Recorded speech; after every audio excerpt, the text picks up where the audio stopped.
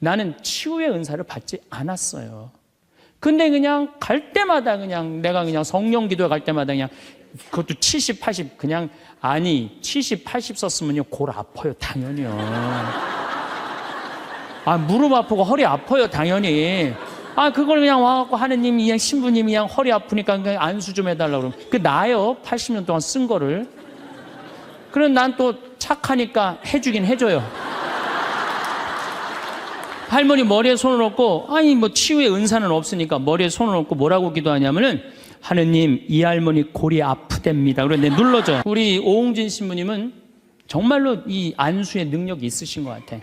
이쪽 쓰러진다 이쪽 100명 막 쓰러지고 막 이쪽 쓰러진다 2층 젊었을 땐 2층 쓰러진다 2층 막 쓰러지고 그랬대요 정말로. 근데 나는 그렇게 20년 동안 안수 기도를 했는데 쓰러진 사람이 한 명도 없어요. 아이 정말이에요 정말. 쓰러진 사람 한 명도 없어요. 그리고 내가 안수 기도를 하면 누르면 내가 느껴요. 내 손에서 아무것도 안 나가는 게 느껴요. 누르고 있으면 뭐가 나와야지 눌러줄 거 아니에요. 뭐가 나와야지. 그래서 내가 3년 전부터 안수 기도를 안 하는 거예요. 왜 안 하느냐면은 아무것도 안 나오는데 누르고 있는 나도 한심하고 또 아무것도 안 나오는데 머리 디미는 교우들도 불쌍하고. 그러니까 서로 편안하자 이거예요. 여러분들 북한에서 안 태어나고 남한에서 태어난 거 감사해요 안 감사해요? 북한은요 정말로 굶어 죽어요. 굶어 죽어요. 평양 근교만 빼놓고 나머지는 다 굶어 죽는다고 보시면 돼요. 이제 겨울이 시작되면은요 이 사람들 땔감이 없어요. 석유 석탄이 없기 때문에. 그래서 산에 나무 잘라다가 또 해요. 그리고 어떤 집은 작년에는요 그 땔감조차도 없어서 밥도 못 해갖고 그대로 얼어 죽은 사람들도 많다는 거예요. 근데 우리는 얼마나 잘 먹고 잘 살아요. 감사해요 안 감사해요? 감사해요. 여러분들 후쿠시마에서 안 태어나고 대한민국에서 태어난 거 감사해 안 감사해? 그런데 왜 자살률이 세계 1위냔 말이야. 국민들이 욕심이 많아서 욕심이. 이유는 딱 한 가지예요. 욕심이 너무 많아요.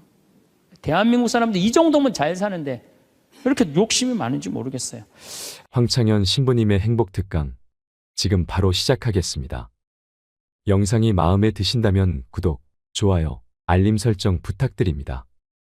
영상 후반부에 요양병원 의사가 쓴 충격적인 양심 고백도 함께 들으시면 좋겠습니다. 참예수님 반갑습니다.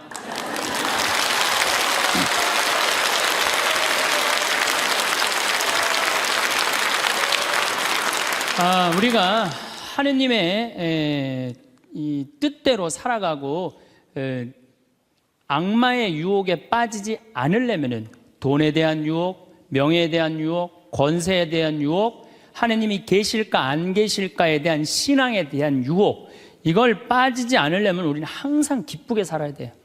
근데 기쁜 사람은 어떤 사람이 기쁘냐면 긍정적인 사람이 기뻐요. 또 어떤 사람이 기쁘냐 하면은 정말 마음을 욕심이 없는 사람이 기뻐요. 욕심이 꽉 차 있는 사람, 자식 출세하기를 바라는 사람, 돈을 많이 벌기를 바라는 사람, 그냥 높은 자리에 올라가기를 원하는 사람, 이런 욕심이 있는 사람들은요 기쁘지 않아요. 마음을 완전히 비우고 오늘 하루를 즐겁게 사는 사람. 여러분들 영어로 내가 좀 유식한 말을 영어로 선물이 뭐냐면은 프레젠트예요. 근데 오늘이라는 뜻도 영어로 프레젠트예요. 오늘은 하느님이 주신 선물이에요. 오늘은 과거 지나간 과거 여러분들 묻지 마세요. 아무리 과거를 돌이키려고 해도 과거는 돌이킬 수가 없는 거예요. 과거에 연연하는 사람들 우울증에 걸려요. 그 다음에 미래에 대해서 미리 걱정하지 마세요. 여러분들이 아무리 걱정해봤자 여러분들이 걱정하는 게 95%는 일어나지 않을 거래요. 전혀 일어나지 않을 것에 쓸데없는 걱정을 하고 있는 거야. 제일 중요한 건 오늘을 즐겁게 사는 거야.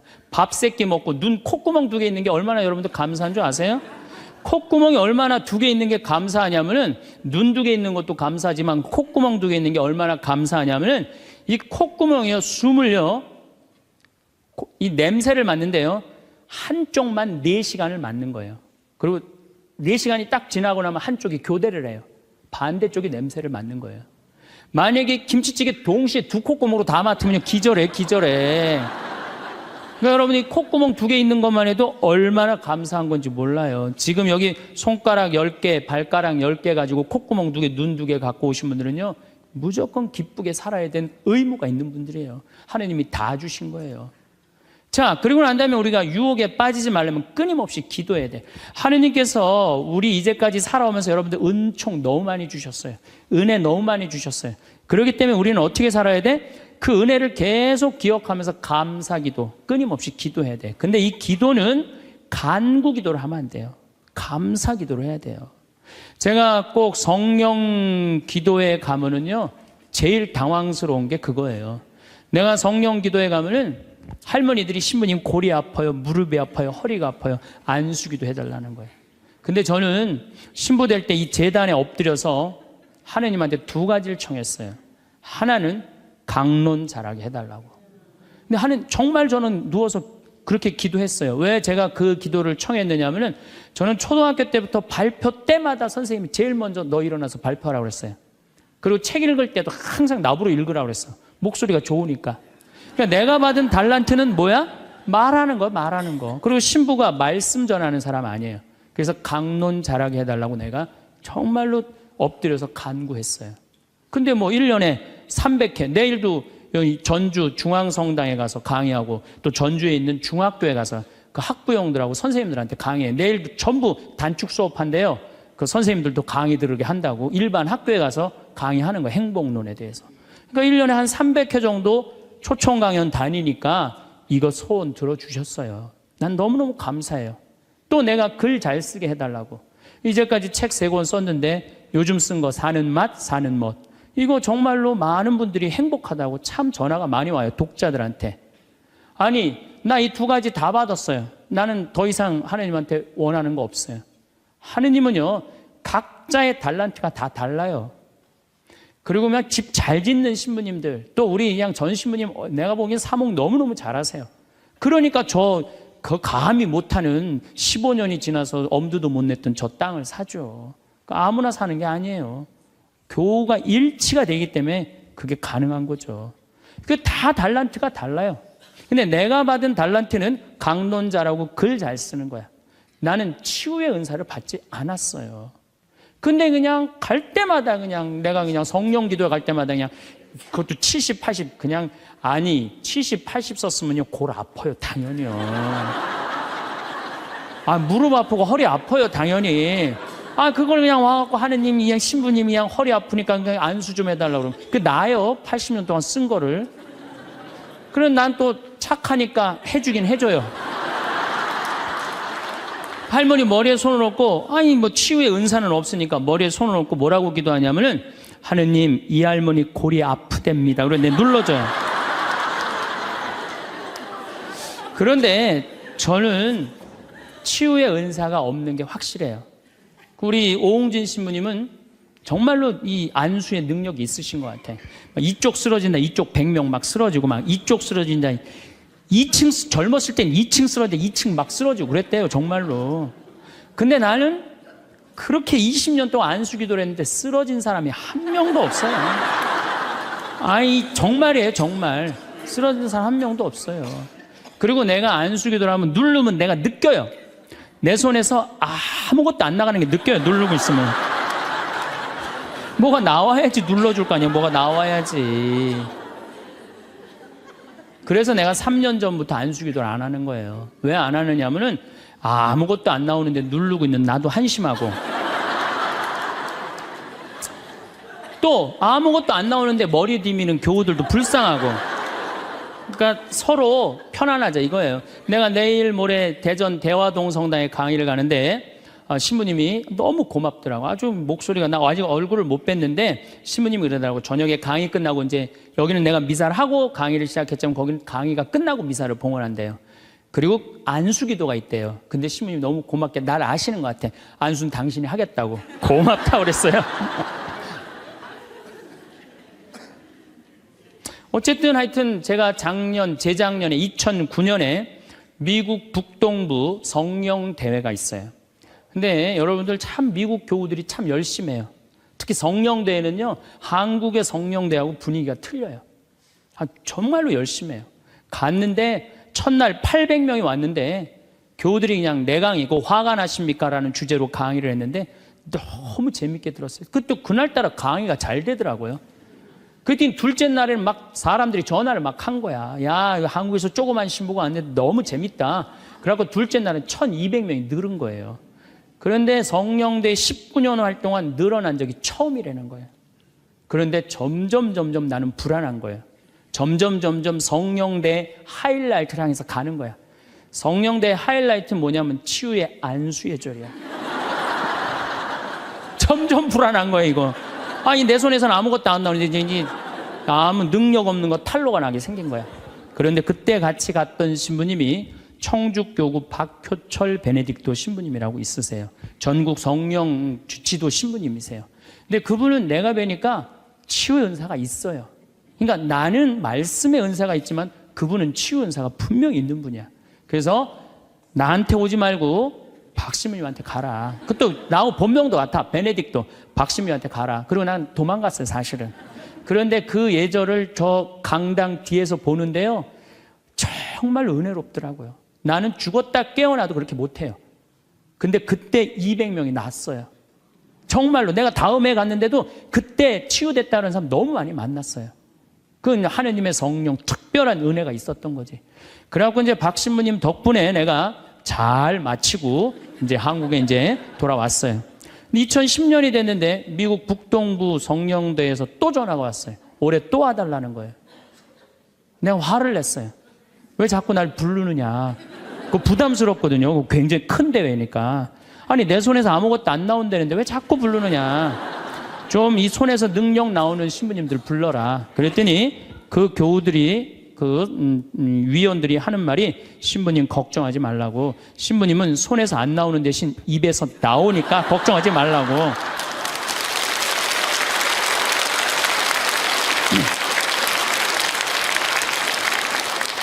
아, 그러느냐?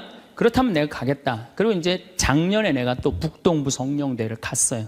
갔는데 그때 같이 갔던 신부님은 누구냐면은 우리 수원교구의 한연음 다니엘 신부님이 같이 갔어요. 이분 또 만만치 않게 영적으로 깊은 분이잖아요. 근데 이제 신부님이 먼저 강의를 가는데 갑자기 내 앞에 무릎을 꿇는 거예요. 나한테 안수기도를 해달라는 거예요. 아니, 내가 새카만 후배고 정말 내가 존경하는 선배 신부님이에요. 근데 갑자기 무릎을 꿇더니 나한테 안수기도를 해달라는 거예요. 아니, 내가 교우도 안 해주는 판국에, 아니, 하느님하고 성모님한테 정말 완전히 미쳐갖고 오로지 기도만 하는 신부님, 그분 성소하고 성물도가 너덜너덜해요. 같이 들어. 내 성소도 깨끗하고 성물도도 깨끗한데 내 거는. 그래서 내가 신부님한테 그래서 신부님, 저한테 안수기도 받으실 필요 없으시다. 신부님 같이 이렇게 영적으로 깊으신 분이 나같이 이렇게 어린 후배 신부한테 뭐하러 받느냐. 그냥 들어가셔라. 근데 신부님이 하시는 말씀이 나는 황 신부한테 기적을 바라는 게 아니다. 사제의 축복을 받고 싶다. 또 이것도 어떻게 안 해줄 수 있어? 그래서 그냥 떨리는 마음으로 신부님 머리에 손을 얹었어요. 근데 내가 깜짝 놀랐어요. 이게 내 손에서 안 나오다 보니까 신부님 머리에서 나오더라고.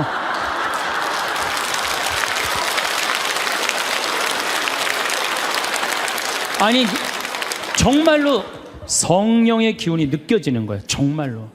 이야, 이러는 수도 있구나. 이게 내가 안 나오면 머리에서 나오는 수도 있구나. 하지만은 우리가 하느님을요, 골 아프면 골 고쳐주고, 머리 아프면 머리 고쳐주고, 무릎 아프면 무릎 고쳐주고, 허리 아프면 허리 고쳐주는 분이 아니에요. 하느님은요, 찬양 받으실 분이에요. 하느님은 영광 받으실 분이에요. 하느님 우리 심부름꾼 아니에요. 그것도 돈이나 많이 주면서 시키면 내가 몰라. 달랑 1,000원 주면서 뭘 그렇게 많이 시켜. 그러니까 자꾸 간구 기도를 하다 보면 어떤 유혹에 빠지느냐 하면은 여기가 아닌가 봐. 천군 보살한테 가는 거예요. 그래서 천주교 교우들이요, 전보로 많이 다니는 거예요. 그래서 일단 찬양기도 감사기도 하는 교우들은요, 하느님 의심하지 않아요. 그리고 얼마나 은혜로워요. 여러분들 이 공기 공짜로 마시고, 태양 공짜로 햇빛 쬐고, 이 땅 공짜로 밟고 다니고, 얼마나 감사해. 눈 2개, 콧구멍 2개, 손가락 10개, 발가락 10개 있으면 됐지. 주님께서 여러분과 함께 마음을 드높이 우리 주 하느님께 감사합시다. 말로는 맨날 마땅하고 옳은 일이래. 말로는. 감사 기도를 해야 된다는 거예요. 미사 내용 전체가 뭐냐면 감사 기도예요. 감사 기도. 그래서 여러분들 오늘 이후부터는 끊임없이 기도해야 되는데 어떤 기도를 해? 감사 기도를 해라는 감사 기도. 그리고 진정한 기도는 어떤 게 진정한 기도냐면은 저도 그런 기도를 많이 드려요. 하느님, 내가 당신의 나라를 위해서, 당신의 하늘나라를 위해서, 당신의 정의를 위해서 내가 무슨 일을 했으면 좋겠습니까? 나를 어떻게 당신이 쓰실 생각을 갖고 있습니까? 이렇게 물어볼 때 하느님의 뜻을 헤아릴 수가 있는 거예요. 그러니까 성당에는 하느님 뜻을 실천하려고 나오는 거지 하느님이 내 뜻을 실천하라고 성당에 나오는 게 절대 아니다. 근데 우리 많은 교우들은 그걸 착각하고 있는 거예요. 예수님도 마태오복음 그 산상설교의 5장, 6장, 7장에 뭐라고 그러셨어요? 주의 기도를 가르쳐 달라고 그러니까 뭐라고 그랬어요? 너희들은 기도할 때 많은 말 하지 말아라. 하늘에 계신 우리 아버지 이름이 거룩히 빛나시며 아버지의 나라가 오시며 아버지의 뜻이 뭐라고 그래요? 하늘에서와 같이 땅에서도 이루어지소서. 그렇게 기도하라고 그랬잖아요. 근데 우리는 그냥 성당에 나와서 계속 내 뜻만 계속 어필하는 거예요. 더욱이 여러분들 예수님하고 친해요, 안 친해요? 친하지도 않으면서 그냥 계속 이것이 해줘라. 여러분들 이 생각 해봐요. 정말 친한 친구가 와서 부탁하면은 들어줘요, 안 들어줘요? 힘들어도 들어줘요. 내가 좀 고통스럽더라도 그걸 나눠줘요. 생전 본 적도 없는 친구가 와서 딱 오더니 1,000원 주더니 야, 내가 정말로 필요한 게 있는데 나 좀 도와줘라. 도와주고 싶어요, 안 도와주고 싶어요? 도와주고 싶지가 않다는 거예요. 그래서 여러분들 기도는 뭐냐면 일단은 예수님하고 친구 되기 위해 하는 거예요. 예수님하고 대화하는 거예요. 대화를 해서 예수님, 당신이라면은 이 땅을 사겠습니까? 안 사겠습니까? 당신이라면은 지금은 무슨 요즘 그 제2금융권 막 이자 막 100%, 200%, 막 1000% 하는 사람들 있잖아요. 내가 만약에 예수님이랑 과연 그런 걸 할까? 그 사람도 얼마나 고통스러운데.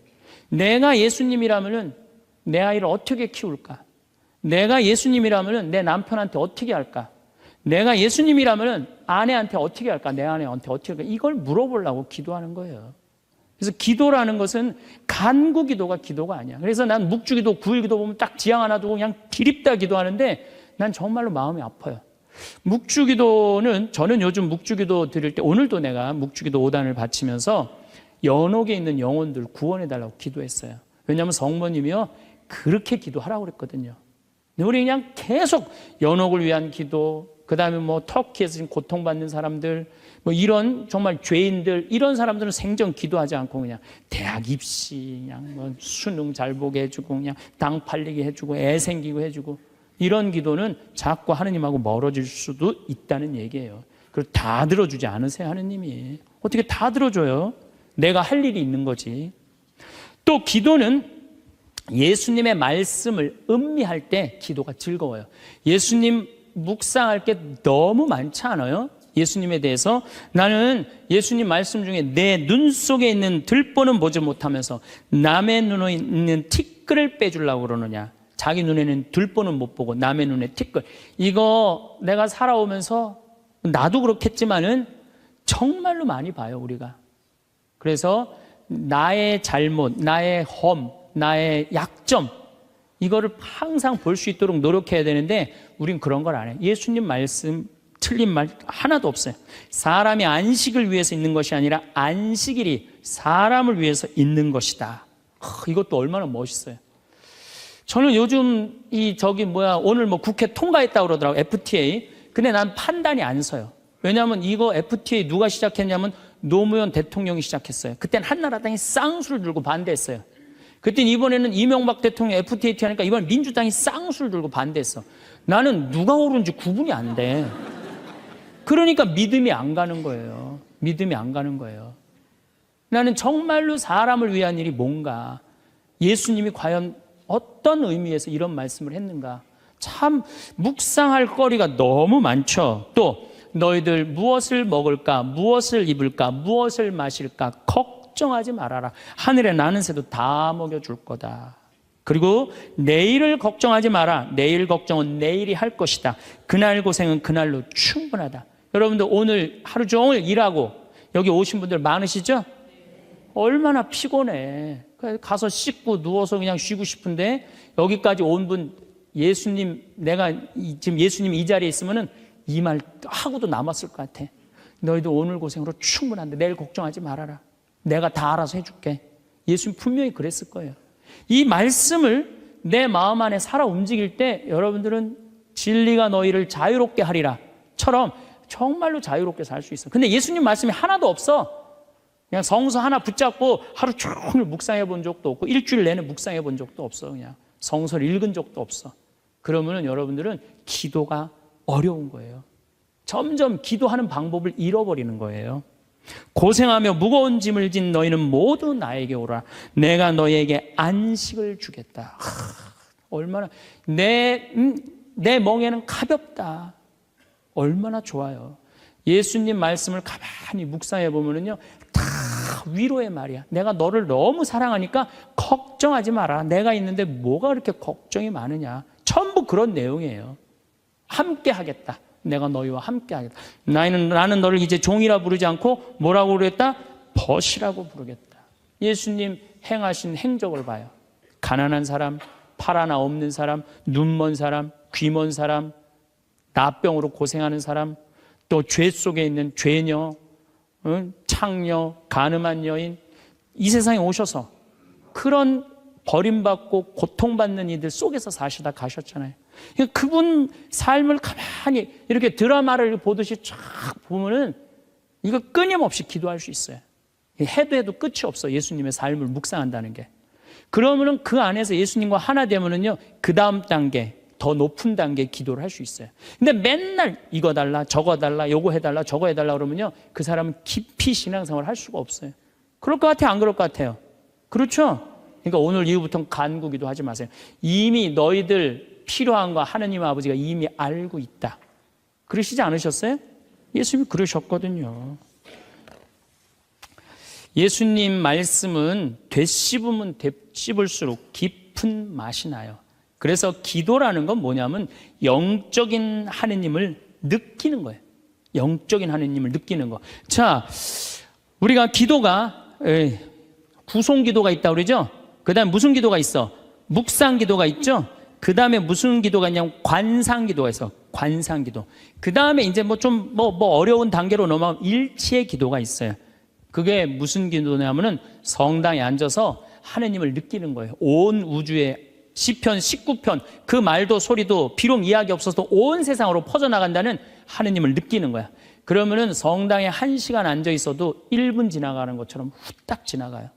어떨 때는 3시간도 후딱 지나가요. 하느님을 느끼는 거냐. 말씀이 이제 넘어서서는 온 우주에 꽉 차 있는 하느님을 느끼는, 살아있는 현존하시는 하느님을 느끼는 거야. 그런 하느님을 느끼다 보면은 이제 성인들이 이제 그 다음에는 어느 단계로 가요? 탈원 상태 가는 거. 온전히 하느님을 느끼는, 희열을 느끼는 거죠.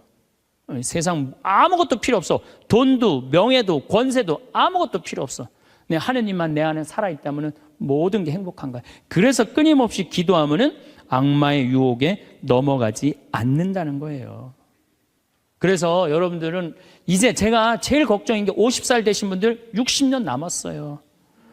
아니 어제 발표 나왔잖아요. 2040년에 평균 연령이 몇 세라고? 90살이에요. 그럼 여러분들 지금 50살 되신 분들 2040년이면 몇 살이냐 하면은 80살이에요. 80살이면 그때 가면은 또 늘어날 것 같아요? 안 늘어날 것 같아요? 또 늘어나요. 그래서 110살이에요. 그러면은 남은 60년 동안 내가 영적인 인간으로 살 거냐, 육적인 인간으로 살 거냐, 늙어서 어떻게 할 거야? 힘도 없는데 기도라도 열심히 해야지. 그래서 제일 좋은 기도는 뭐냐면은 제가 여러분들한테 청하는 건 뭐냐면은 기도 공동체 단위라는 거예요. 제가 프랑스 떼제 공동체에 가서 일주일 동안 기도를 했는데요. 3,000명씩 와요. 일주일에. 월요일부터 주일날 점심 때까지 모여서 아침 기도, 낮 기도, 저녁 기도, 그 다음에 미사.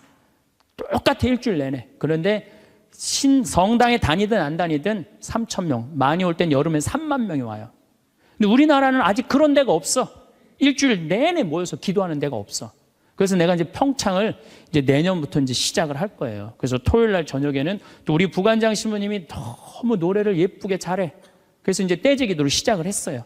그래서 이제 기도하는 그런 공동체를 만들어서 여러분들도 삶에 지쳤을 때 와서 일주일 동안 60살쯤 돼갖고 일주일 정도 와서 기도하고 가면 얼마나 좋겠어요. 그렇죠? 그러니까 그런 공동체를 많이 믿는 사람들이라면 찾아다니라는 거예요. 영적인 세상을 위해서 시간을 투자하고 마음을 투자하라는 거죠. 그래서 신부님 끊임없이 기도하는데 제일 좋은 게 뭡니까? 미사 참여예요. 첫 번째 좋은 건 미사 참여.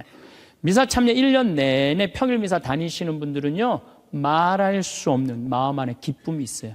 1년 내내 미사 안 빠지시는 분들 제가 말씀드리는 거 무슨 말인지 아시죠? 그 시간이 얼마나 좋아. 조용하고 이 성당 안이 얼마나 세상하고 완전히 단절된 거 아니야. 그 시간만은. 그리고 예수님하고 하나 되는 시간이잖아요. 그래서 아무리 힘들어도 직장 끝나고 난 다음에 가방 들고 와서 미사 참여하고 가는 사람들, 이 사람들은 제일 행복한 사람들이에요. 그래서 미사야말로 가장 완벽한 기도다. 그래서 여러분들 주일 미사 말할 것도 없고 평일 미사 시간 내서 오시면요, 하느님께서 이끌어 주셔요. 그 다음에 두 번째, 끊임없이 기도하는 방법 중에 하나는 성서 읽는 거야. 제 경험에 의하면은 구약성서부터 신약성서 끝까지, 처음부터 끝까지 완전히 정독 5번만 하면은요, 이 세상 사는 길이 보여요. 하느님의 섭리가 역사하심이 보여요. 그리고 어떻게 살아야 되는지 정말 마음에 진리가 흘러 넘쳐요. 그래서 성서를 읽어라. 성서를 정독을 해라. 맨날 그냥 불굴의 며느리, 뭐 이웃, 우리 집 여자들 이런 거 보지 마시고, 예? 그 시간에 성서를 성서 안에는 보물이 꽉 차 있어요. 그래서 성서를 적어도 5번 정도 정독을 해라. 5번. 자, 그 다음에 5번 정독을 했으면 그 다음에 할 일이 있어요. 기도 중에 정말 좋은 기도는 성지순례. 성지순례. 제가 지금 성지순례를 2년에 한 번씩 매년 정기적으로 가요. 그런데 예루살렘에 가보니까요, 예수님의 발자국이 느껴져요. 예루살렘에 가보니까. 그리고 갈릴레아 가보니까 물고기가 밤에 얼마나 튀는지, 예수님이 밤새 제자들이 물고기 잡는 거 보면서 참 물고기 저쪽에서 튀는데 이쪽에서 막 한 것 같아 보니까, 그냥 예수님이 그 2000년 전에 행하셨던 말씀, 그게 다 살아 움직이는 거예요. 이집트에 가갖고 출애굽 경로를 밟아서 시나이산 꼭대기, 모세가 십계 받으러 갔는데 올라가 보고 예루살렘에 내가 들어갈 때 이스라엘 백성이 얼마나 기뻤을까 느껴져요. 사도 바오로가 예수님 이제 다마스커스에서 회개하고 난 다음에 이 그리스, 터키 이거 전부 교회 세우러 7개, 필라델피아 교회, 이런 교회들 전부 다 세우러 가는데 지난 2월 달에 갔다 왔거든요. 그냥 예수님이 그냥 막연하게 멀리 느껴지는 게 아니라 예수님이 살아 움직이는 거예요. 그래서 여러분들 성지순례 참 중요한 거. 물론 우리나라 안에도 좋은 성지들이 너무 많아요. 우리 성인들이 얼마나 예수님을 사랑했는지. 그러니까 시간 되면은 돈 모아서 제일 남는 거, 가장 적은 돈으로 가장 최고의 효과를 낼 수 있는 건 성지순례. 그래서 예루살렘 한 번은 갔다 오라는 거예요. 예루살렘. 나는 아직까지 하느님 20년, 30년 믿으면서 예루살렘, 베틀레헴, 나자렛 한 번도 아직 갔다 온 적이 없다. 한번 손 들어보세요. 내가 절대 욕 안 할 테니까 한번 손 들어보세요. 손 들어. 한 번도 안 갔다 왔다. 손 들어보세요. 자, 이 사람들 이거 회개해야 되는 사람들이에요. 자, 여러분들 이 세상에 한 번 오셨어. 내가 하느님을 믿어. 하느님을 믿는데 예수님이 활동하고 가시는데 한 번 좀 가보고 싶지 않아요? 그럼 지금부터 개 모으세요. 개 모으셔갖고, 나는 우리 여의도 순복음교회가 한 번 거기 성주순례를 갔는데 몇 명이 한 3,000명이 갔다. 3,000명. 3,000명이. 여러분들도 우리 능평성당 내가 있을 때 어른들 700명 갔잖아요. 한번 한 2년 개 모아갖고 우리 전신부님이랑 한번 1,000명 한번 쫙 한번 가봐요. 그럼 아마 일생 일대 너무 은혜를 많이 받을 거예요. 그 은혜는 마치 이스라엘 백성이 에집트를 200만 명이 뭐 200명 그건 뻥이겠지만은 어쨌든 하여튼 가듯이 그런 뜨거움을 아마 느끼실 거예요. 저는 그래서 우리가 끊임없이 기도하는데 정말 좋은 거는 성지순례다. 돈 모아서 성지순례 가라. 다시 한번 말씀드리지만 재물은 쓴 것만 재물이에요. 쓴 것만 내 재물이에요. 제가 지난번에 산호세 강의를 갔는데 나를 비행장에 데려다 준 자매가 하나 있어요. 친구가 5억을 떼어먹고 갔대요. 재산이 싹 날아갔대요. 근데 유일하게 자기가 아깝지 않았던 거, 성지순례 간 것만 아깝지 않더래요. 그거 갔다 오기를 얼마나 잘했는지, 성지순례 때마다 갔다 온 게 그것만 자기 마음 안에 살아 움직이더래요. 여러분들도 나중에 이 돈 저 돈 떼어먹고 땅치고 통곡하지 말고 미리 지금 돈 모아서 성지순례 갔다 오십시오. 그리고 묵주기도 우리가 가장 쉽게 할 수 있는 기도예요. 누워서도 할 수 있고, 뭐 반신욕하면서도 할 수 있고, 걸어가면서도 할 수 있고. 묵주기도도 성모님 말씀대로 죄인들의 회개를 위해서, 연옥 영혼들의 고통 덜어주기 위해서, 그 기도가 저는 묵주기도 중에 가장 아름다운 기도라고 생각을 해요. 그래서 우리의 기도를 불쌍한 영혼들이 많이 기다리고 있으니까 그런 지향을 두고 그냥 수능 잘 보게 해주고 애 생기게 해주고 월세 나가게 해주고 땅 팔리게 해주고 그런 기도하지 마시고, 이렇게 끊임없이 기도하는 사람은요 악마의 유혹에 빠질 시간이 있겠어요 없겠어요? 당연히 없어요. 당연히. 자, 그 다음에 어떤 처지에서든 감사하여라. 감사하는 사람 또 유혹에 안 빠져요. 여러분들 북한에서 안 태어나고 남한에서 태어난 거 감사해요 안 감사해요? 북한은요 정말로 굶어 죽어요. 평양 근교만 빼놓고 나머지는 다 굶어 죽는다고 보시면 돼요. 이제 겨울이 시작되면은요 이 사람들 뗄감이 없어요. 석유 석탄이 없기 때문에. 그래서 산에 나무 잘라다가 또 해요. 그리고 어떤 집은 작년에는요 그 뗄감조차도 없어서 밥도 못 해갖고 그대로 얼어 죽은 사람들도 많다는 거예요. 근데 우리는 얼마나 잘 먹고 잘 살아요? 감사해요 안 감사해요? 감사해요. 여러분들 후쿠시마에서 안 태어나고 대한민국에서 태어난 거 감사해 안 감사해? 이거 여러분들 깊이 묵상해야 돼요. 왜냐하면 일본은 1년에 지진이 5,000번 일어나요. 5,000번. 하루에 15번 일어나요.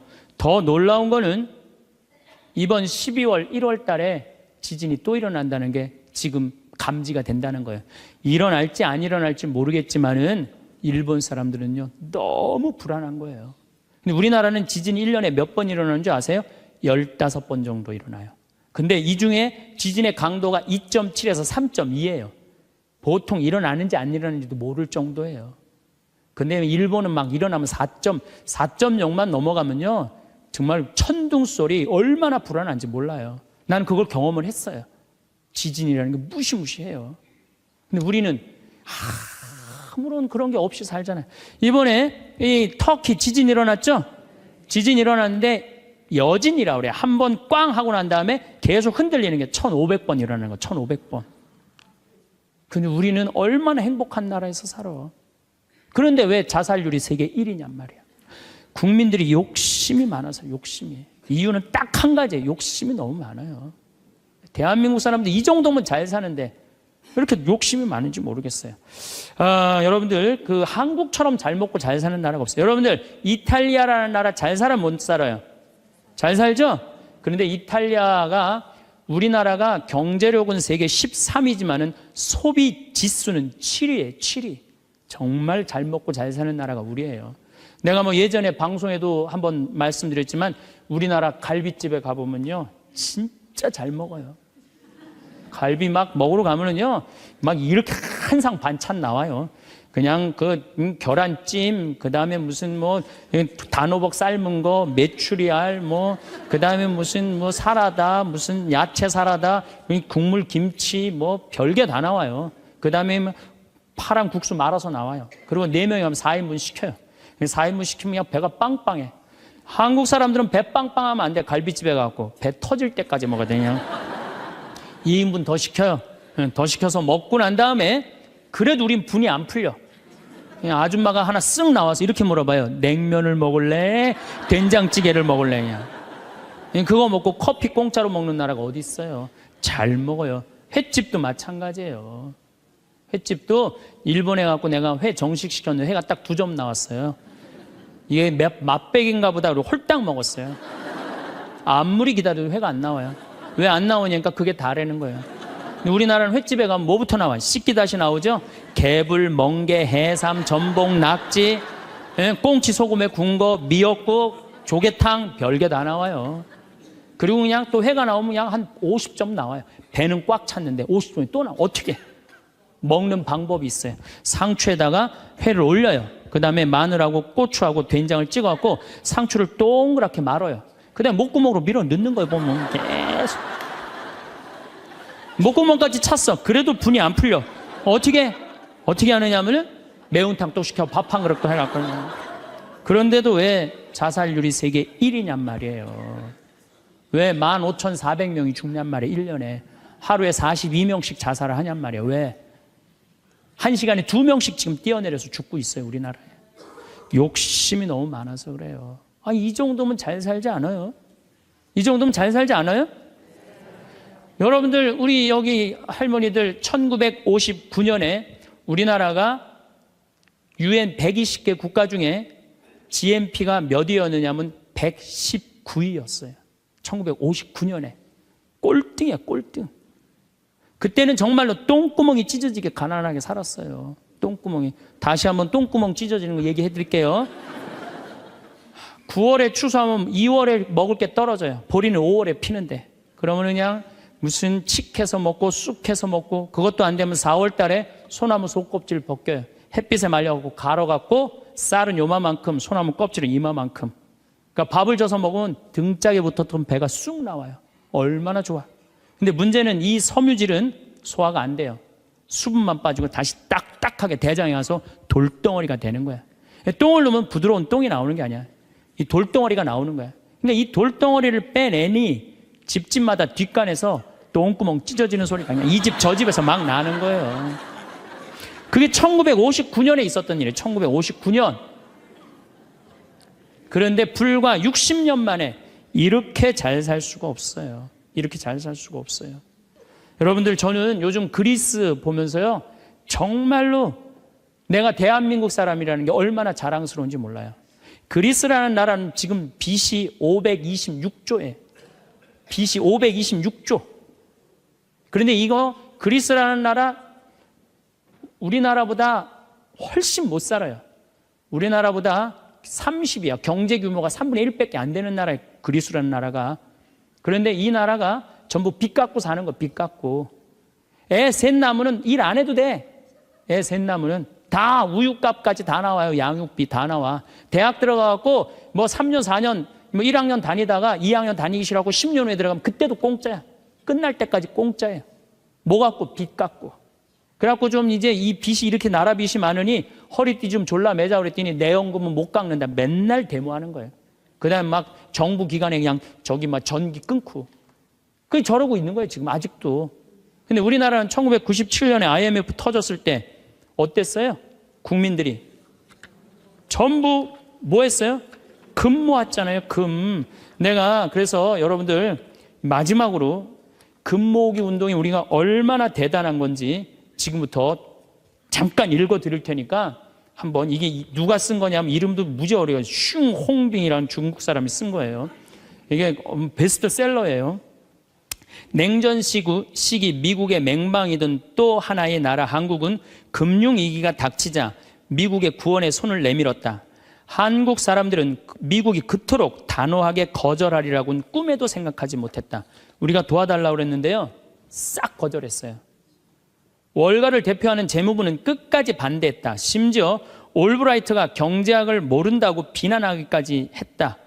결국 클린턴 대통령은 재무부에 손을 들어주었다. 여기서 그 다음에 중요한 얘기가 나와요. 재무장관 로버트 루빈이 보기에 이번 위기야말로 한국 경제의 빗장을 열어젖힐 절호의 기회다. 그러니까 이제 IMF 때 우리나라에 들어와서 기업 다 먹을 기회다, 이 얘기예요. 그는 구원을 청하는 옛 맹방인 한국을 과거보다 훨씬 가혹한 조건으로 대하라고 지시했다. IMF는 미국 재무부의 압력 아래 한국의 원조 조건에 온갖 가혹한 조건을 덧붙였다. 그래서 우리나라가 얼마나 고통스러웠어요. 한국이 즉시 미국에 유리한 조건으로 미국과의 모든 무역 마찰을 해결할까지 포함했다. 그동안 마찰이 많은데 미국한테 다 손들었어요. 분노한 한국민들은 IMF가 언제나 미국 편에 서서 갖가지 불합리한 조건을 내건다고 비난했다. 한국 정부는 하는 수 없이 미국의 조건들을 받아들이고 미국이 은행 지점들을 한국에 설립하도록 허락했다. 시티은행, 그 미국 은행이에요. 외국 기업들이 보유할 수 있는 상장회사의 지분은 원래는 26%나 이 운영권을 못 갖고 있었는데 그때 50% 상향 조절했어요. 외국인이 개인이 소유할 수 있는 기업의 주식 지분은 7%에서 50%로 늘어났어요. 그래갖고 외환은행 전부 다 론스타한테 뺏긴 거죠. 한국 기업은 반드시 국제회계의 원칙에 따라 했으며 금융기관은 국제회계사무소의 회계 감사를 받아야 했다. 참. 그러나 국제금융재벌들은 한국의 강한 민족성들을 너무 얕잡아 보았다. 한국의 협의를 체결하기만 하면 당장이라도 몰려들어 사냥감을 물어 뜯을 판이었다. 우리나라 현대, 삼성 다 먹을 판이었다는 얘기예요. 그런데 고립무원, 완전히 고립무원의 사면 초가에 빠진 한국인들은 나라를 구하겠다는 일념으로 너도 나도 금모기 운동에 나서서 정부를 도왔다. 이때 금모은 게 21억 달러예요. 한국에 돈 한 푼도 없었을 때. 놀라운 거는 금모기 하고부터는 5억 달러 수출 계속 적자였다가 이때부터 흑자로 전환하기 시작해. 이게 흑자의 출발점이 돼요. 금모기 운동이. 그래서 이걸 극복한 나라예요. 서양의 기업들은 한국 대기업을 거의 하나도 사들이지 못했다. 한국 경제는 가장 어려웠던 1998년 여름의 악몽에서 완전히 빠져나올 수 있도록 수출을 빠르게 회복했다. 금모기 운동부터 그랬다는 거예요. 국제금융재벌들과 미국 재무부는 공연히 헛물만 켜다가 만셈이 되었다. 뿐만 아니라 한국으로 하여금 정부가 경제를 주도할 절대적인 필요성을 확실히 깨닫게 해줬다. 마이크로소프트가 한국 최대의 소프트웨어 기업을 삼키려는 시도도 물 건너 갔어요. 그러니까 미국 애들이 그때 한국 다 살라고 그랬어요. 근데 그것도 못 샀고 8개의 한국 지방 소프트웨어 기업들에게 그 몫이 돌아갔다. 다 우리나라 기업들이 다 샀다는 얘기예요. 포드가 기아 자동차를 구입하려던 계획도 빗나가 버렸다. 그때 기아가 망했거든요. 근데 빗나갔어. 우리가 금 모아서. 현지 기업이 포드의 꿈을 현대가 구했죠. 꿈을 보기 좋게 꺾어준 것이다. 이렇게 우리나라가 그 IMF를 벗어난 민족이야. 그런데 이렇게 대단한데 아니 정치를 보면은 사회를 보면 한국이 현찮다고 그래. 내가 보기에는 한국이 대단한데 얼마나 대단해. 그리스하고 우리나라하고 정반대 아니에요. 그래서 이 IMF를 넘어서서 지금 이렇게 우리가 전 세계가 지금 금융위기를 겪고 있잖아요. 지금 그리스, 이탈리아, 스페인, 프랑스 다 무너지고 있잖아요. 근데 우리나라는 아직도 경쟁력이 있다는 거예요. 이렇게 대단한 사람들이 모여 살아갖고 우리나라 이름이 대한민국이에요.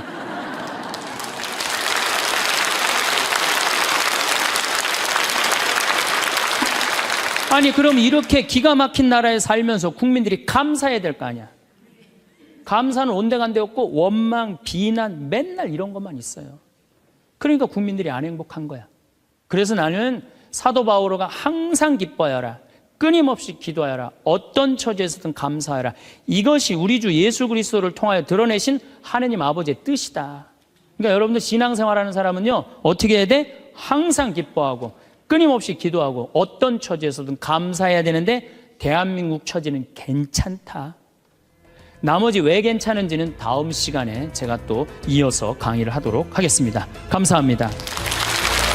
부모님이 날로 노쇠하는 모습에 대부분의 자녀들은 안타까움을 느끼고 있을 겁니다. 하지만 그런 생각을 진지하게 해보는 사람은 드뭅니다. 오히려 부모의 자식 걱정이 더 크고 이런 부모-자식 관계 때문에 자식은 자칫 부모가 늙어가는 데 대해 심각하게 생각하지 못하는 경우가 많은 것 같습니다. 문제는 어느 순간 부모님이 건강 수명을 넘기면서 발생합니다. 요즘 아무리 젊게 사는 시대라고 해도 환갑을 넘기는 순간 체력은 급격하게 저하됩니다. 무엇보다 수명은 길어졌지만 건강 수명은 그다지 늘어나지 않았다는 점에 유의해야 합니다. 100세 시대가 열렸다고 하지만 알고 보면 참으로 가슴 찡한 인생입니다. 평생 열심히 살고 은퇴 후 안락한 노후를 보낼 때쯤엔 이미 노쇠하고 병들어 이런저런 약을 먹고 병원을 출입해야 하기 때문입니다. 더구나 배우자를 먼저 보내고 혼자 남으면 문제는 더 심각해집니다.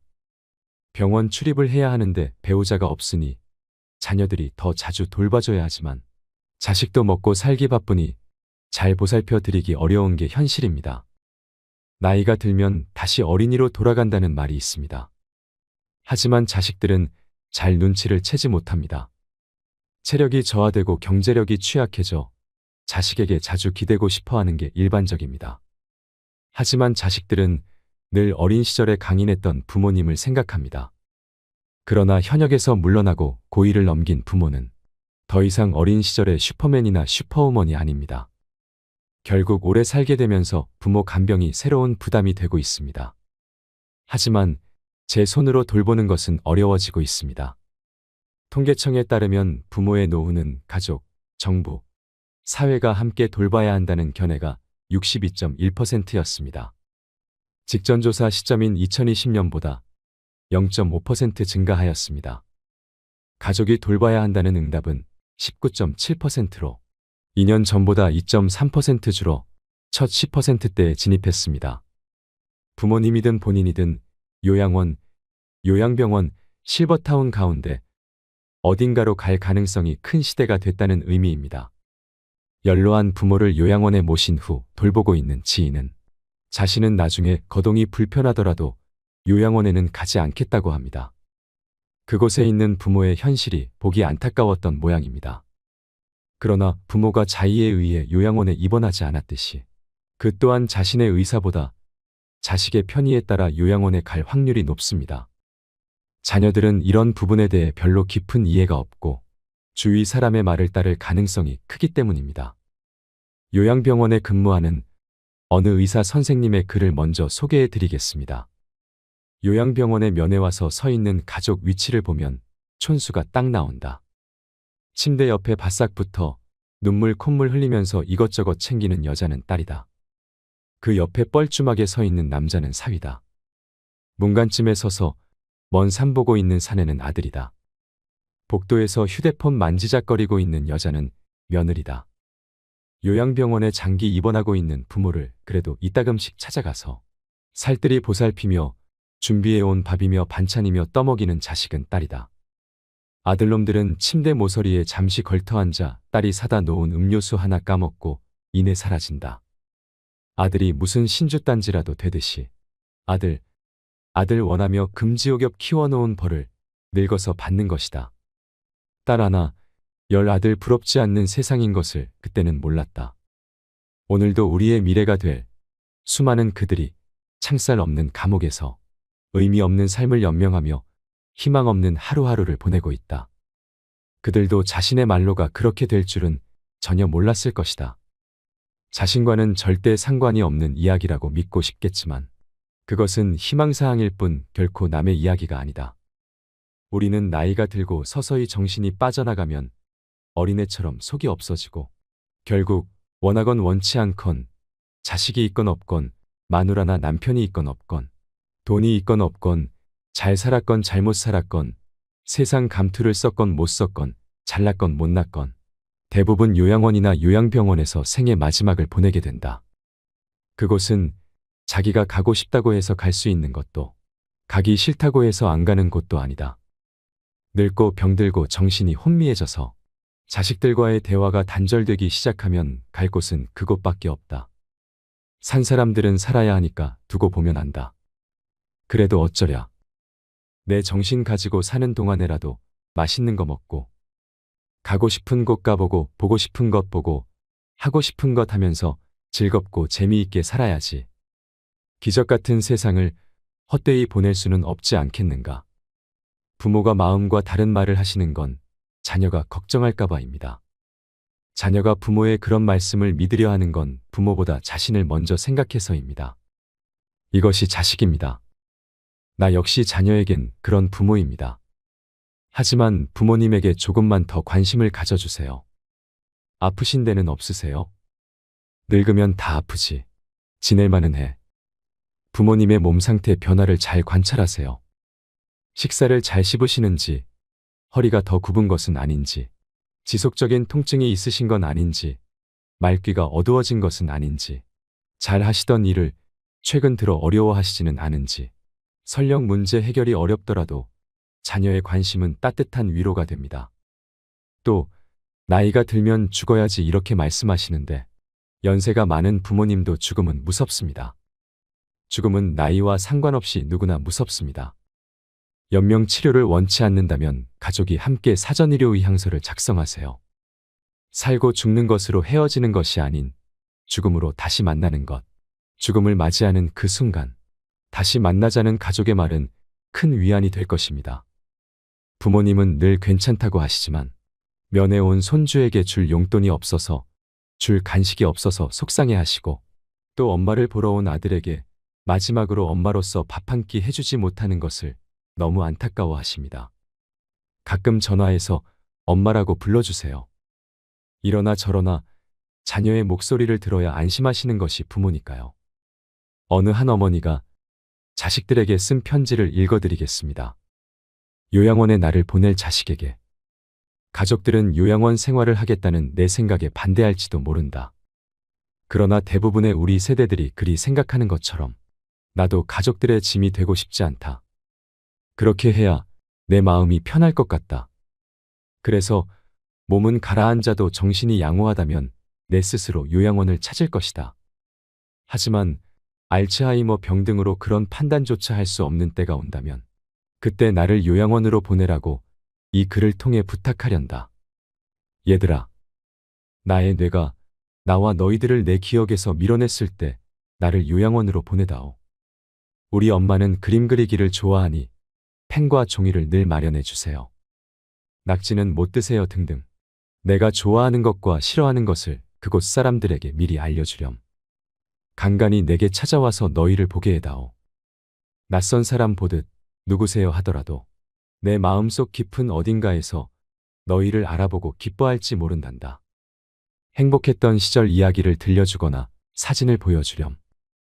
비록 내가 먼 곳으로 눈을 돌린다 해도 내 영혼 어딘가에서 알아보고 즐거워할지 누가 아니. 여러분은 이 글을 읽고 어떤 마음이 드셨나요? 우리 세대가 20대, 30대였을 때 노부모는 당연히 자식이 모셔야 한다고 생각하는 사람이 많았습니다. 그러나 지금은 자식들에게 짐이 된다며 부양을 원하지도 기대하지도 않습니다. 게다가 포기할 것이 많다며 힘들어하는 30을 훌쩍 넘긴 자식들의 부양까지 감당해야 하는 안타까운 낀 세대이기도 합니다. 반면 자식 세대는 부모 부양의 책임을 크게 느끼지 못하고 있습니다. 요양원에서 근무하던 지인의 말로는 요양원에 입소한 각자의 사연은 달랐지만 요양원에 들어오는 순간 바깥 세계와 단절되는 건 모두가 같았다고 합니다. 면회와 외출엔 아무런 제한이 없었지만 찾아오는 이도 나가는 이도 거의 없었답니다. 노인 27명 가운데 한두 명만이 가족이 일주일에 한두 번 찾아와 10분 남짓 머물다 가고 나머지 노인들은 명절에만 겨우 가족의 얼굴을 볼 수 있었다고 합니다.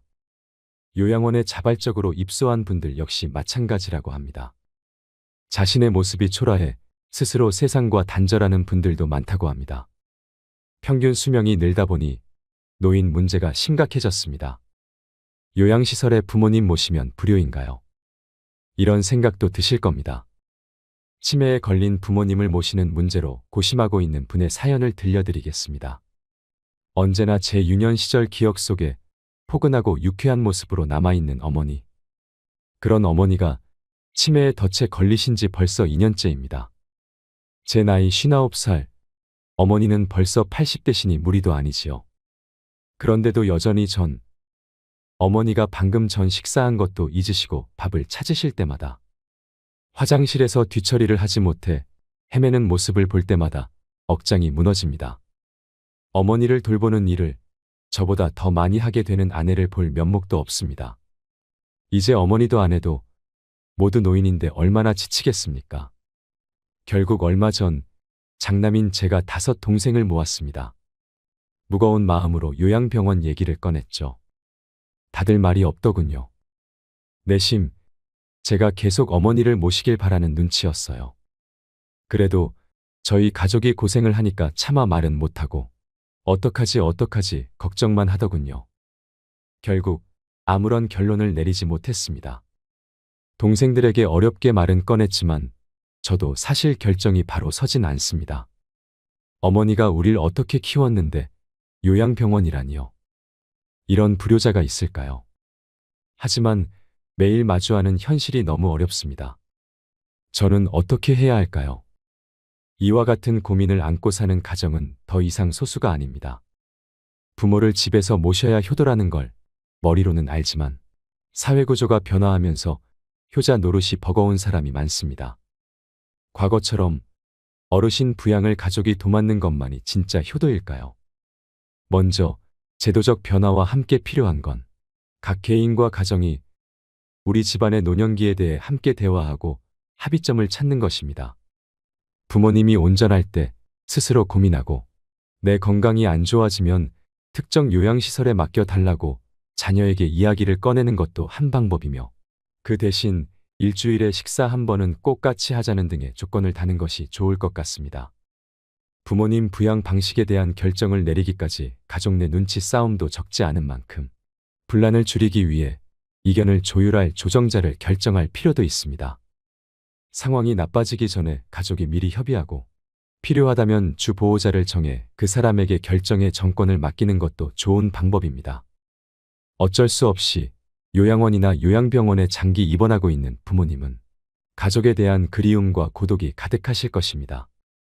힘들더라도 최대한 자주 찾아가서 살뜰히 보살피고 대화를 나누시면 좋겠습니다. 삶의 지혜를 느끼시는데 도움이 되는 좋은 글을 소개해 드리겠습니다. 어느 요양병원 의사가 쓴 글입니다. 몇 년 전 일이다. 나와 같은 병실에 80세가 넘으신 할아버지가 계셨다. 할아버지의 병은 깊었다. 할머니는 성경을 읽으며 지극정성으로 할아버지 곁을 지켰다. 아침 저녁으로 할아버지 가족들이 병실을 다녀갔다. 내 아버지, 이번엔 못 일어나신다. 이젠 화장실 걸음도 못 하신다. 조금 전에도 의사가 호스로 오줌 빼주고 갔다. 할머니는 눈물을 글썽이며 아들에게 말했다. 아들은 아무 말이 없었다. 그날 저녁 할아버지 막내딸이 병실로 찾아왔다. 지방에서 올라온 막내딸은 할아버지 손을 잡고 한참을 울었다. 할아버지는 말이 없었다. 막내딸은 3일 동안 할머니와 함께 병실에서 잠을 잤다. 아빠, 나 이제 가봐야 하거든. 아빠하고 같이 있고 싶은데 그럴 수가 없어. 김서방 출근도 시켜야 하고 아이들 학교도 보내야 해. 그녀는 울먹이며 늙으신 아버지 가슴에 얼굴을 묻었다. 아빠 옛날 일 기억나. 아빠하고 나하고 매일 들길을 걸어서 학교 갔었잖아. 여름 장마 때면 아이들은 잔뜩 부른 개울물 앞에서 늘 아빠를 기다렸어. 작은 아이들을 한 명씩 가슴에 안아 개울물을 건네주었지. 아빠는 사랑이 많은 선생님이었으니까. 아빠가 학교에서 숙직하던 날 기억나지? 엄마가 싸준 도시락을 들고 내가 눈밭을 걸어서 아빠에게 갔던 날. 내 발바닥 꽁꽁 얼었다고 아빠가 따뜻한 배 안으로 내 발을 집어넣었잖아. 얼마나 차가웠을까. 막내딸은 울음을 삼키며 할아버지 가슴에 다시 얼굴을 묻었다. 딸의 울음소리에도 할아버지는 말이 없었다. 아빠, 나 이제 가야 돼.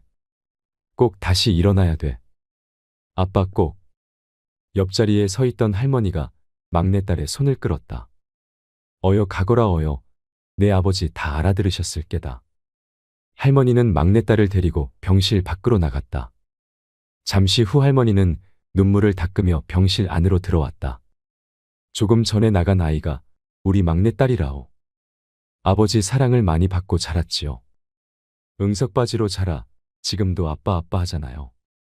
이제 제 아버지 눈이나 감으면 와야지 뭐. 아버지를 끔찍히 좋아했는데 아버지 얼굴을 마지막으로 본다고 생각하니 얼마나 슬펐을까. 바로 그때 할아버지 목소리가 들려왔다. 임자. 할아버지는 가쁜 숨을 몰아쉬며 일으켜 달라고 했다. 할머니와 나의 부축을 받으며 할아버지는 한 걸음씩 창가 쪽으로 걸어갔다. 할아버지는 힘겨운 숨을 고르며 창밖을 살폈다. 창문밖 멀지 않는 곳에 정문 쪽으로 걸어가는 막내딸의 뒷모습이 보였다. 할아버지는 오른팔을 들었다. 딸의 뒷모습을 어루만지듯 할아버지는 유리창을 쓰다듬었다. 딸을 향해 마지막 인사를 하는 할아버지의 눈가로 눈물이 가만가만 흘러내렸다. 오늘 소개해드린 사연과 글로 요양원이나 요양병원에 계신 부모님에 대한 그리움과 사랑을 느낄 수 있는 시간이 되었다면 좋겠습니다.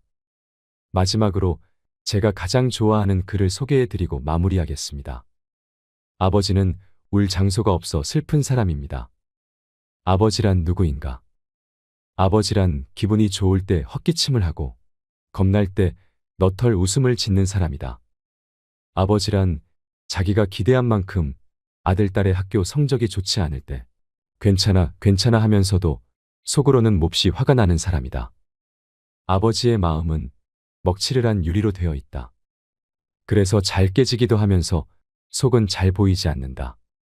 아버지란 울 장소가 없어서 슬픈 사람이다.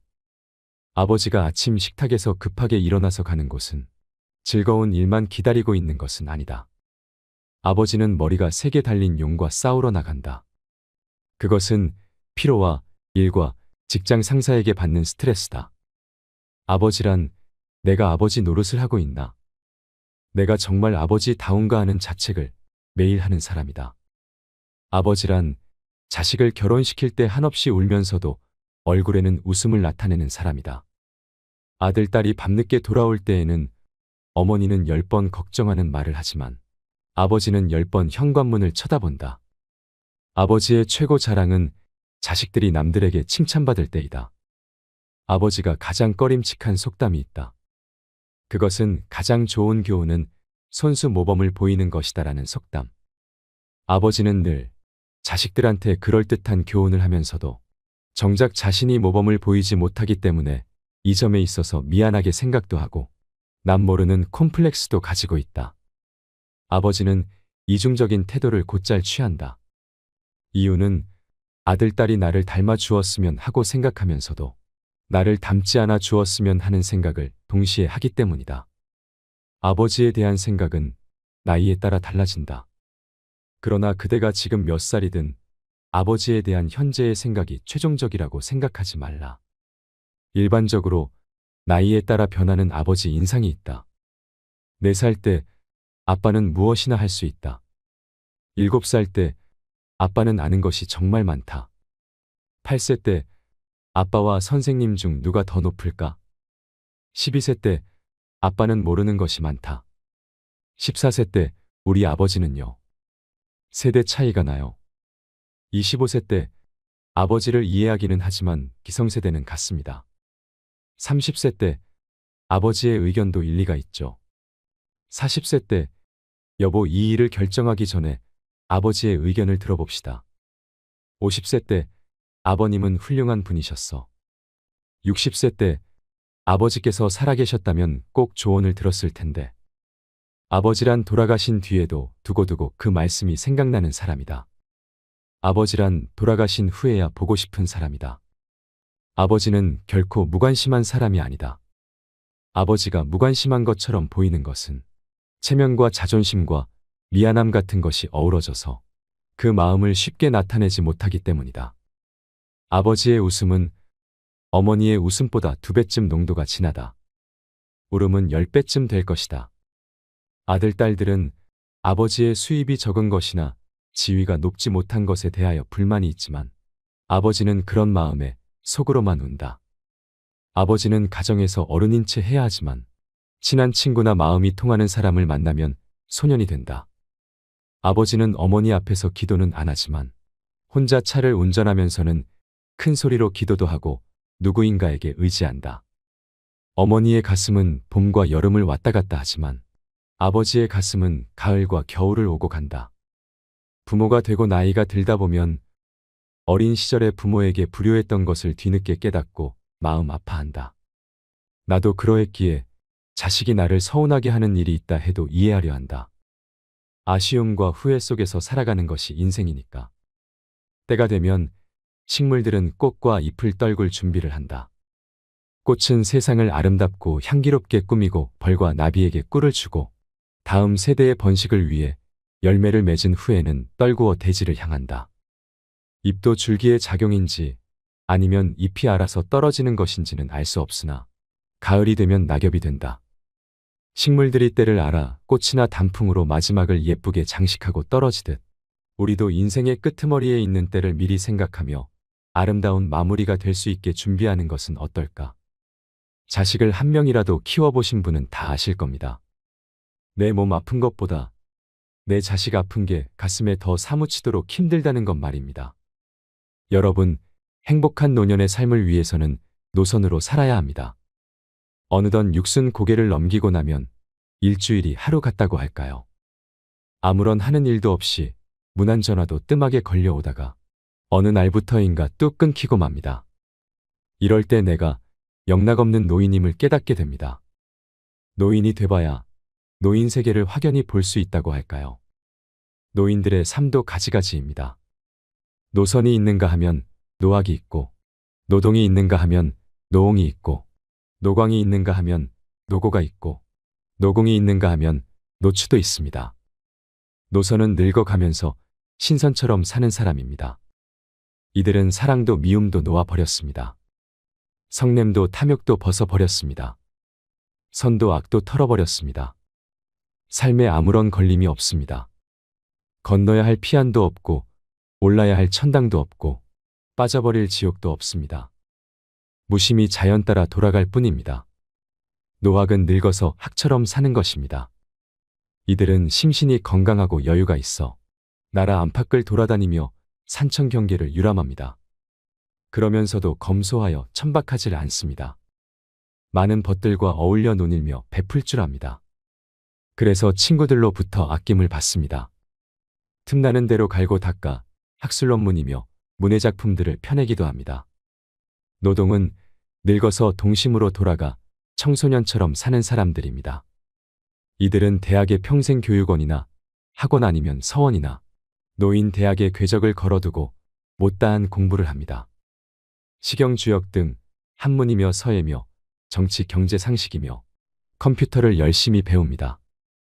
수시로 여성 학우들과 어울려 여행도 하고 노래며 춤도 추고 즐거운 여생을 보냅니다. 노옹은 문자 그대로 늙은이로 사는 사람입니다. 집에서 손자들이나 봐주고 빈집이나 지켜줍니다. 어쩌다 동네 노인정에 나가서 노인들과 화투나 치고 장기를 두기도 합니다. 형편만 되면 따로 나와 살아야지 하는 생각이 늘 머릿속에 맴돌지요. 노광은 미친 사람처럼 사는 노인입니다. 함량 미달에 능력은 부족하고 주변의 존경도 못 받는 처지에 감투 욕심은 많아서 온갖 장을 도맡아 합니다. 돈이 생기는 곳이라면 체면 불사하고 파리처럼 달라붙습니다. 권력의 끈앞풀이라도 잡아보려고 늙은 몸을 이끌고 끊임없이 여기저기 기웃거립니다. 노고는 늙어가면서 아내를 잃고 외로운 삶을 보내는 사람입니다. 20대의 아내는 마냥 귀엽기만 합니다. 30대의 아내는 기호식품 같다고 할까요? 40대의 아내는 어느덧 덮서서는 안 될 가재도구가 되어버렸습니다. 50대가 되면 아내는 가보의 자리를 차지합니다. 60대의 아내는 문화재를 넘어서 국보의 위치에 올라 존중을 받게 됩니다. 그런 귀하고도 귀한 보물을 잃었으니 외롭고 쓸쓸할 수밖에요. 노공은 늙어서 수중에 돈 한 푼 없는 사람입니다. 아침 한술 뜨고 나면 집을 나와야 합니다. 갈 곳이라면 공원 광장뿐입니다. 점심은 무료 급식소에서 해결합니다. 석양이 되면 내키지 않는 발걸음을 돌려 집으로 들어갑니다. 며느리 눈치 슬슬 보며 밥술 좀 떠넣고 골방에 들어가 한숨 잡니다. 사는 게 괴롭습니다. 노추는 늙어서 추한 모습으로 사는 사람입니다. 어쩌다 불치의 병을 얻어 다른 사람 도움 없이는 한시도 살 수 없는 못 죽어 생존하는 가련한 노인입니다. 인생은 자기가 스스로 써온 시나리오에 따라 자신이 연출하는 자작극이라 할까요? 나는 여태껏 어떤 각본을 창작해왔을까 생각해보지만 이젠 고쳐 쓸 수가 없습니다.